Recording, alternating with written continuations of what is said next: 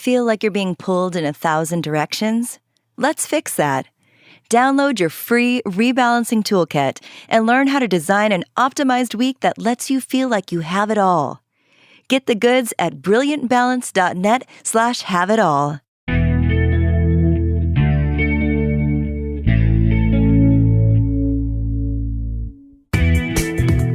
I'm Cherylanne Skolnicki, and this is Brilliant Balance, the show for working women who are ready to shine.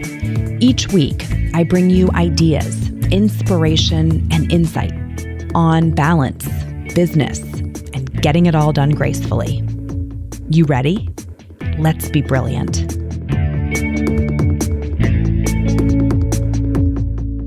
Hello and welcome. You're listening to episode 56 of the Brilliant Balance podcast.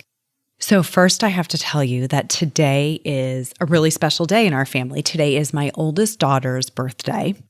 And, for all of you who have children, I think you know what I mean when there's something about when it's your oldest child's birthday, because it sort of reminds you of exactly how long you've been a parent.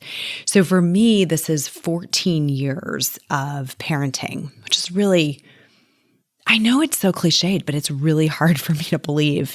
And the cool thing about her birthday is it always falls really close to Thanksgiving. So I remember the year that she was born on a Friday night, really, really late, so technically Saturday morning.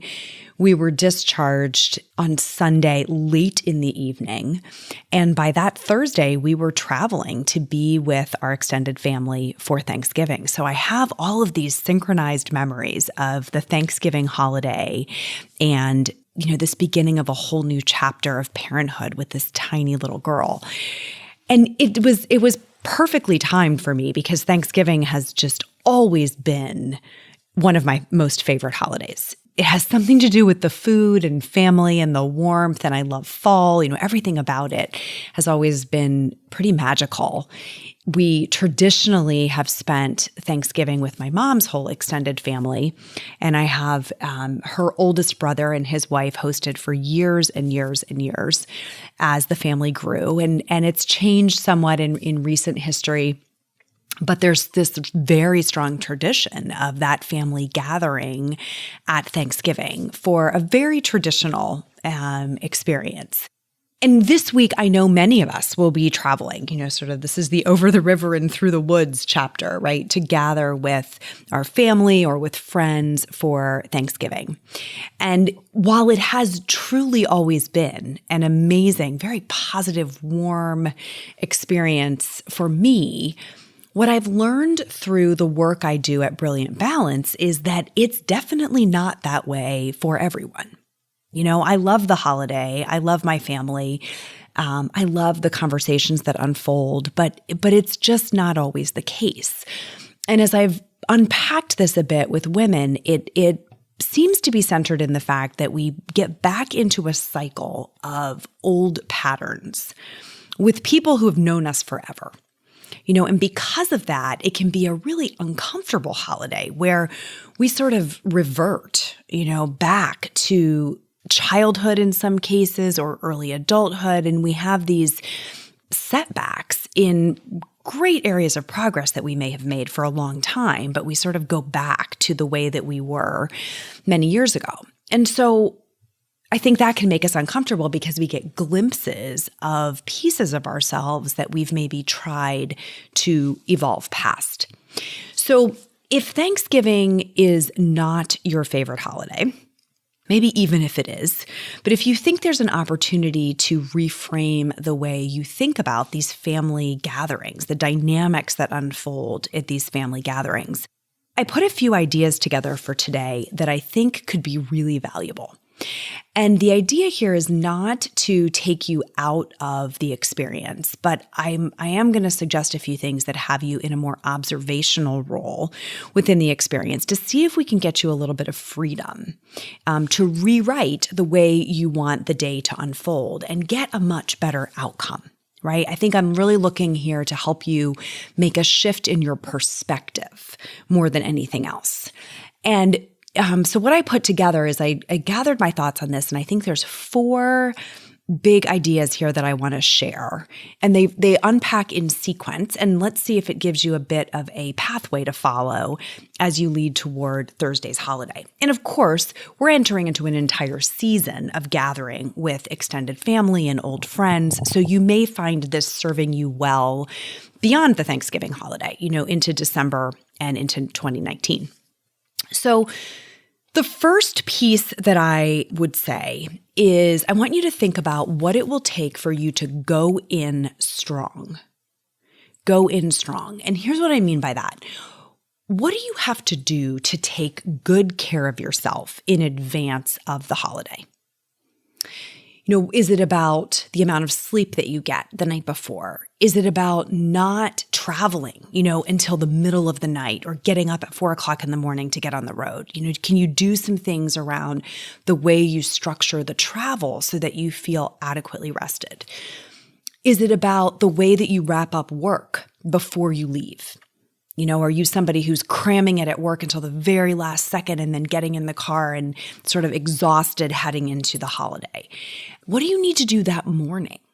Do you need time to work out? Do you need to be outside? Maybe you're someone who needs time in prayer or in meditation or to journal.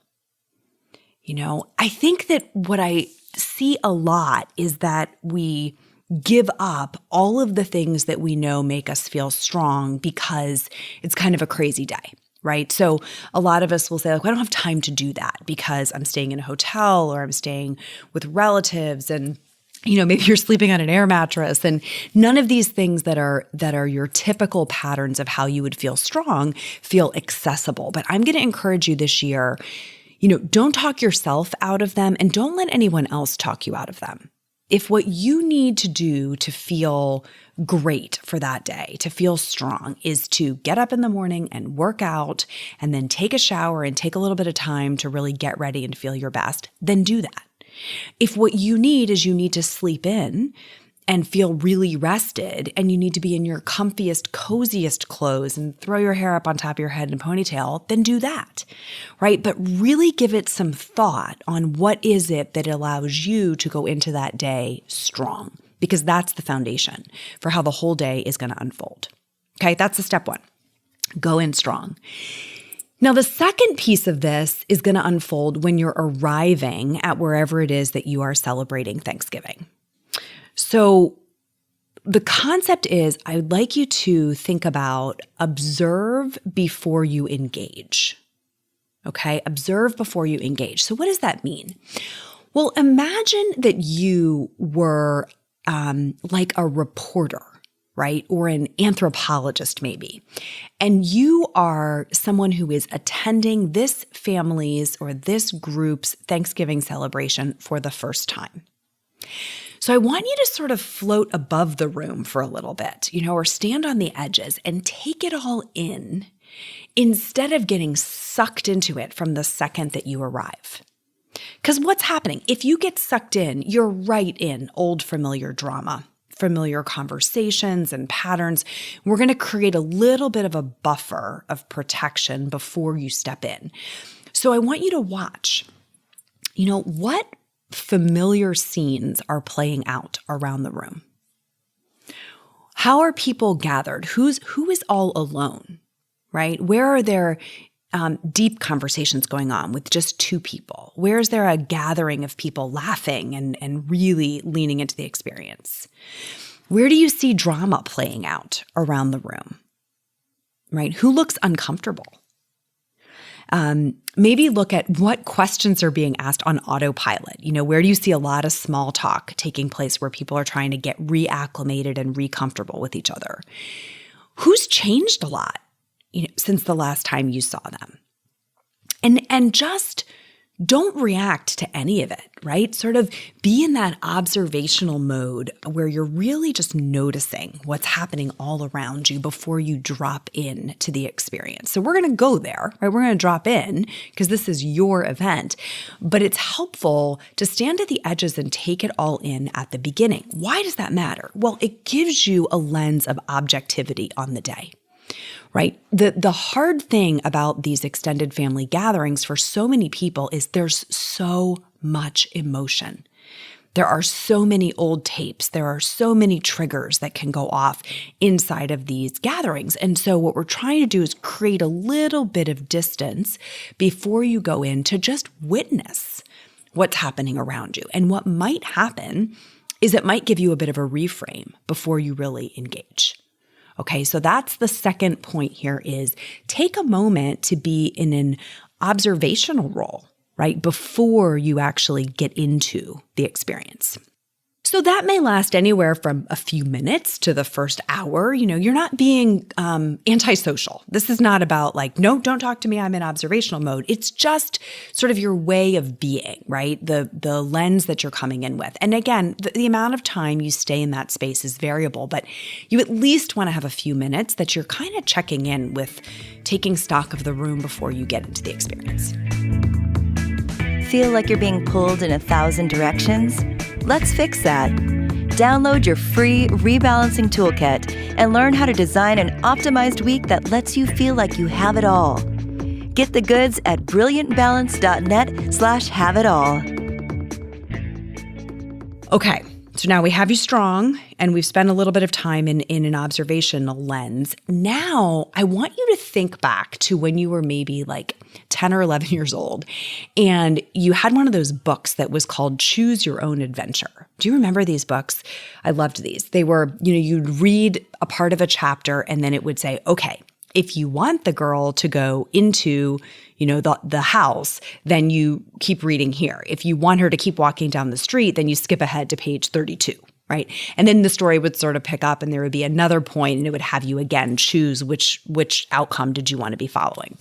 So we're going to call this part Choose Your Own Adventure. And what I want you to think about here is the fact that you are really very much in control of the day, right? You have a lot of discretion over how this day unfolds, over who you spend time with, what you spend your time doing, who you're talking to, who you're not talking to, what you're eating, what you're not eating. You have a lot of control over the day. And it is a choose your own adventure book that's unfolding.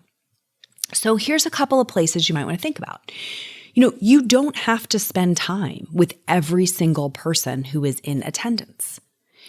Maybe you adore your grandma and she's going to be there and you haven't seen her. Maybe you see her all the time and you just really love her. You could spend hours, right, sitting with her and tending to her and having an experience with her.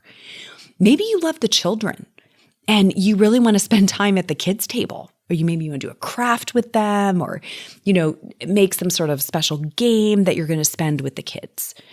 Maybe you have a favorite aunt or a favorite cousin who you could talk to for hours. Give yourself permission to do that, right?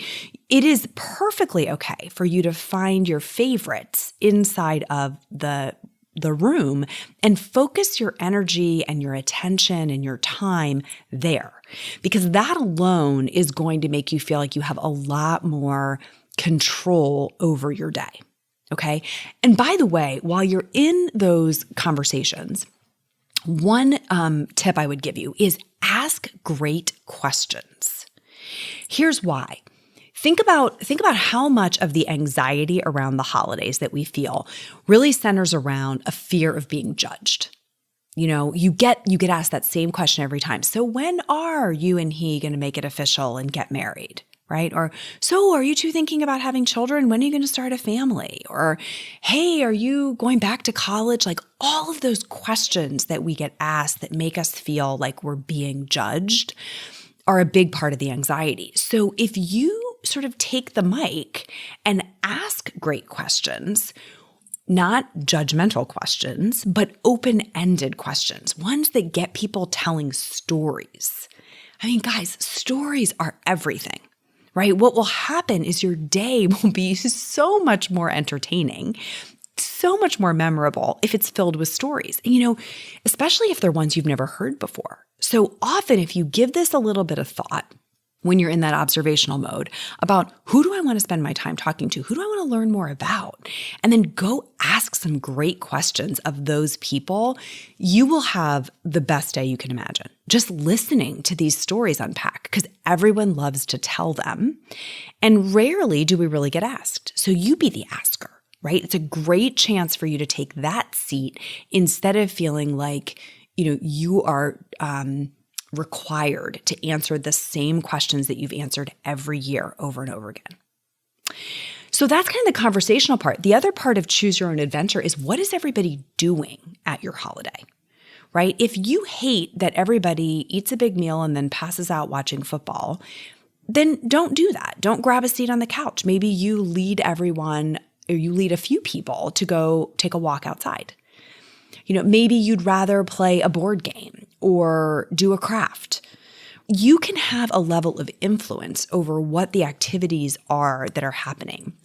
If everybody's drinking too much, you don't have to be the person who's drinking. It's okay to choose your own approach to how the day is going to unfold. And so if you think about the things that have caused you distress or that might be making you feel anxious about the holiday, I want to invite you to just take a little bit more control over how your day unfolds. No one else may want to come along with you. You may be the only person who goes for the walk. You may be the only person who is choosing not to, overindulge in whatever. But that's okay. That's going to get you to the end of the day feeling like you've had the experience that you truly wanted to have. Okay? And that brings me to the fourth point, which is I want you to think about deciding how you want to feel. Because look, at some point in the day, in all likelihood, the drama that you thought was going to play out is going to play out. The annual pattern that you've observed, the fight between these two people, or the conflict between these other two, or the tension between these other two, at some point, it's going to play out, right? Because it's a pattern for a reason. But here's what you can change. You can change how you respond. So I want you to think before you go into the holiday, how do you want to feel? Instead of, resentment or anger or judgment, maybe you try empathy or compassion, right? What made this person behave this way? What is it? What happened in their history? What's going on with them right now that's making this behavior surface? Or maybe you try lighthearted humor, and you laugh at it. You kind of play, I saw that one coming bingo, right? And maybe there's somebody in on the joke with you and you can wink and smile at them when it plays out instead of, gritting your teeth and rolling your eyes. So the concept is, think about how you want to feel. What's the state you want to be in? And don't give control over that to someone else. Choose another way of responding to the dynamic. And again, two really good ones, empathy and compassion, or lighthearted humor. Those are two great pathways that can get you out of some of the negativity that you might be feeling otherwise. Okay? So again, the objective here is we want to get you into the holiday feeling great. Feeling like yourself, feeling the way you do in the rest of your life, right? And not feeling like you're being sucked back into a pattern that you've tried really hard to escape. So 4 points that we made today, I'm going to recap here. The first was go in strong, right? What does it look like for you to take really good care of yourself so you feel like you're unstoppable going into this day? Right? You want to kind of at least start that way so that no matter what comes at you, you've got a really strong foundation. The second point is, as you're coming into the event, observe before you engage. This gives you a little bit of emotional distance, which could be valuable as you're understanding like what's shifted or changed since the last time you really checked in as an observer. Third, we're using this metaphor of the books you read as a kid. Choose your own adventure, right? You are in control of the day. So you choose, who are you going to spend time with? What's the conversation going to be about? What's the activity that you're going to engage in? What are you not going to do, right? You choose your own adventure. And the fourth point was decide how you want to feel. Remembering that the only thing you can ever fully control is how you respond. So are you going to try empathy and really understanding? Are you going to try compassion? Are you going to go for lighthearted humor? What is it for you? How is it that you want to feel throughout the day? And how can you make that your reality this Thanksgiving and beyond, right? Into the other gatherings that you have coming up so that what we want them to be are uplifting, memorable experiences. And that's my wish for you. That's what we want you to be able to elicit. Because, beginning now, we walk straight into a month of holidays. And I think that it's going to be important that we stay in the right state of mind as we do that, okay? Even beyond the state of mind and some of the stuff that we talked about today in terms of the actual holiday event, there is a whole lot of planning that's going to go on in the next several weeks. And I decided to do something pretty cool. So I am going to host a live webinar on the Monday after Thanksgiving. So it's Monday, November 26th, 1 p.m. Eastern Time. And what I'm going to share in this live webinar is my 4-week holiday game plan, right? It's a step-by-step plan. It's exactly what I do personally to keep my sanity during this extra busy season and to pace myself. Because, if anything, we have a tendency to sort of sprint too hard and then get exhausted. So I even have a downloadable calendar ready for you to help you go through these next several weeks staying on track. Okay. So what I want you to do is, if you are interested in joining me for that live webinar, we're going to do it by Zoom. And there is a registration link to the webinar in the show notes today. So all you need to do is, when you're listening on your phone, just sort of scroll down in this episode and you'll see the show notes for this episode. In there is the registration link to Zoom. When you register for the webinar, then I'll email you everything you need to get hooked up. It's just going to be a link that you'll click on Monday at 1 p.m. Eastern. And I'm going to teach during that webinar, and then I'm going to give you this downloadable guide that you can use throughout the next 4 weeks as we move from here through the December holidays and into New Year's. Okay. And I will say this, if you're in the Brilliant Balance Facebook group, we are going to post the registration link there as well. And if you're not in that group, you should come join us. So in Facebook, you can just go to groups and then search Brilliant Balance. It doesn't have any other words. It's not called anything else. It just is Brilliant Balance. If you request membership in that group, we'll get you approved, and then you'll find the link there as well. Okay, so today, just scroll down on your phone, find the show notes for this episode, click the registration link for the live holiday planning webinar. And once you do that, you'll get the details via email on how to join me on the 26th. It's going to be great. I am super excited about teaching this process because it has been such a blessing to me to help me stay on track as my life has gotten busier and busier with kids and the business and everything else. So I think you're going to find it super valuable, and it should get you to the holidays feeling a lot more sane. That is it for today, my friends. Until the next time, let's be brilliant.